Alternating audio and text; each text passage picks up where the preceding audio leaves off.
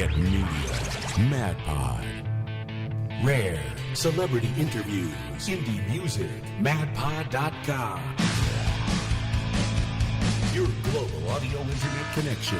Coming up on MadPod.com.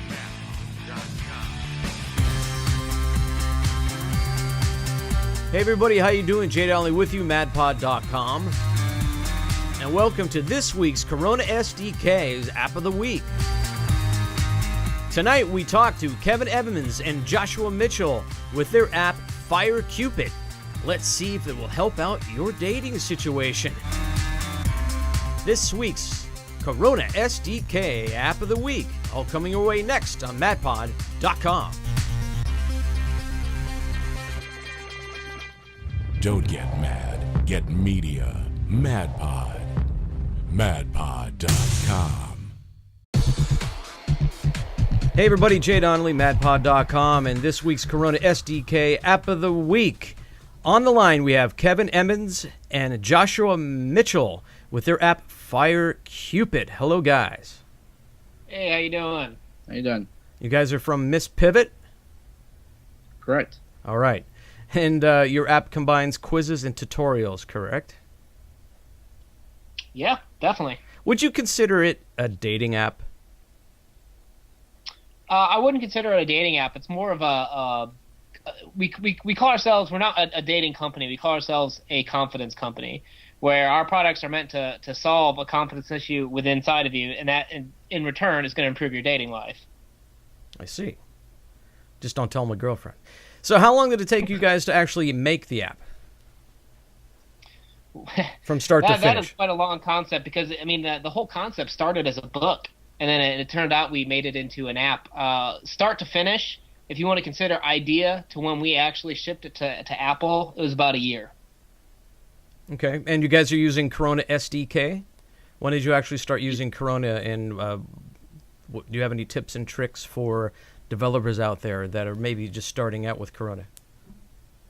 It was probably about 5 months ago, maybe, that we found Corona as a platform of choice, and we got started quickly because of our skill sets being in ActionScript and JavaScript. So a good friend of mine, Chris White, he helped a lot in the programming aspect of Corona.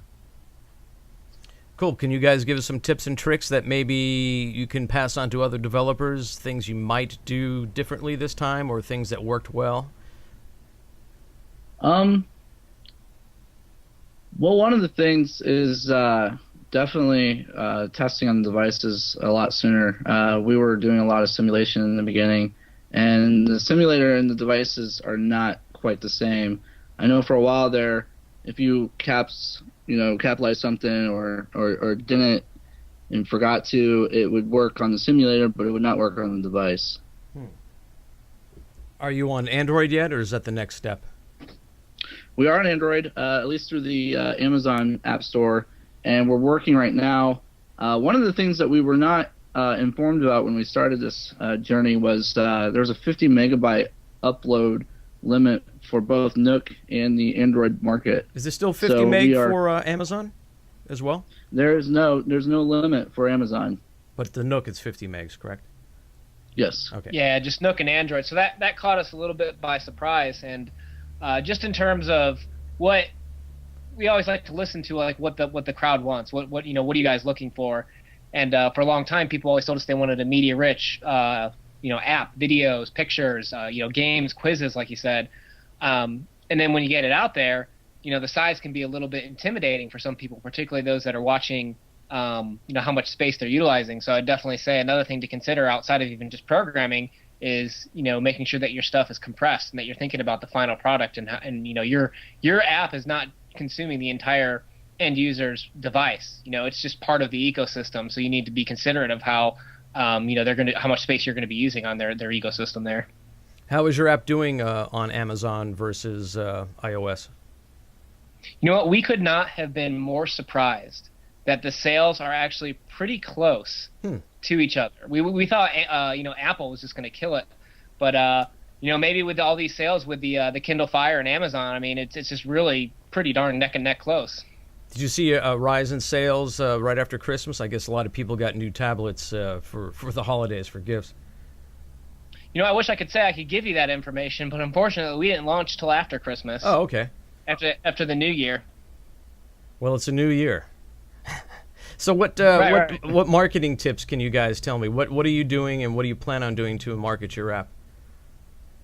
A big part for us is particularly being a media-rich product is that you need to sell your product in the same way that it is. So us being very visual, we had to put together some videos and pictures, and we've gotten a lot of feedback, and even we've seen some shares and tweets of the videos and pictures where we'll put out just a straight text blog or a straight text news release, and those don't get passed around as much. They're not as interesting as some of the flashy media and stuff like that. So for anyone that's looking to marketing an app, you are doing a disservice if you don't consider making pictures and videos to try and sell it. Absolutely. So what else can you guys tell me about the app? Just a little more detailed. What can you tell me about it? Sure. For the average person. Go ahead. Yeah, a lot of people call it an app, and we get confused too sometimes where we'll call it an app. It's really started out as an ebook. So it's actually just a very cheap way to get access to a book on body language, because that was the original concept, was that we wanted to write a book on body language because you read about it, but there's so many different ways you can interpret when I'm describing what a body part's doing. You show it in a video and an image, and you just get it. It clicks. So part of what this project was doing was kind of upgrading the book platform for how it delivers content to the end user. So what's next for you guys? What's the next project? Actually, Fire-Cupid is going to be a long-standing project where right now it's just the body language app that you buy. We've got a huge platform update coming with micro-expressions. We're looking at having one of the most advanced micro-expression training systems out there when we release this. But beyond that, this is just phase one, body language. After next comes kind of like walking up and approaching, building confidence. We're going to have a storytelling section where each one of these is just going to be a really great experience for the end user when it comes to socializing and meeting and getting out there and building confidence with talking to other people. Well, and where can people find you guys? What's your website? If they go to fire-cupid.com, and that's a fire with a hyphen in there, you can find out everything you want to know about the app. You can check out our videos and a lot of the great content that we have on there.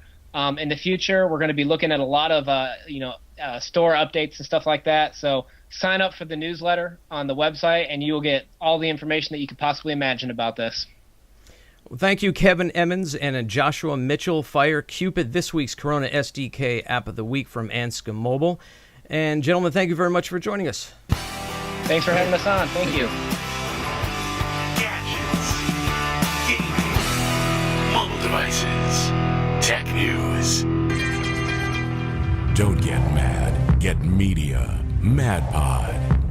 MadPod.com.